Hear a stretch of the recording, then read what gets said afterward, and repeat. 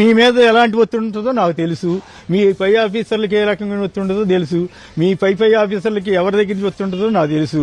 కానీ రూల్స్ ప్రకారం చేయండి. మీ రూల్స్ ప్రకారం ఏంటి? మీరు ఒక నోటీస్ ఇవ్వటం, మీరు నోటీస్ ఇవ్వాలా చెప్పండి దయచేసి. అది ఇవ్వకుండా కూడా ఎవరిని పెడితే వాళ్ళని తీసుకెళ్లొచ్చు అంటే నాకు మీరు అట్లాగే రాసి ఉండిపోయి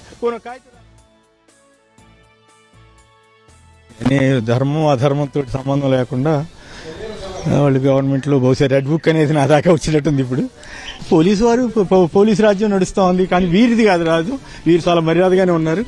చంద్రబాబు గారు పోలీసు రాజ్యాన్ని నడపాలని రెడ్ బుక్ రాజ్యాంగం నడుస్తుంది. 50 సంవత్సరాల జర్నలిస్ట్ ఇంత అన్యాయం తీసుకెళ్తున్నారు. ఊహించలా ఈ పరిణామం ఊహించలా. ఈ పరిణామం ఊహించలేదు. జరుగుతున్నటువంటి ఒక దారుణమైనటువంటి సంఘటన చూస్తున్నాము. ఎక్కడ సాక్షికి సంబంధం లేనటువంటి ఒక పూర్తి అపవాదును అంటగట్టి, కేవలం కొంతమంది ఏదైతే ఒక వాస్తవాన్ని పూర్తిగా ఒక అపవాదును వాస్తవాన్ని అంటగట్టి ఆ అపవాదుతో కొమ్మినేని శ్రీనివాస్ ఎవరైతే ఉన్నారో ఆయనను ఇక్కడ నుంచి అరెస్ట్ చేసి తీసుకెళ్తున్నటువంటి దృశ్యాన్ని మనం చూస్తున్నాం.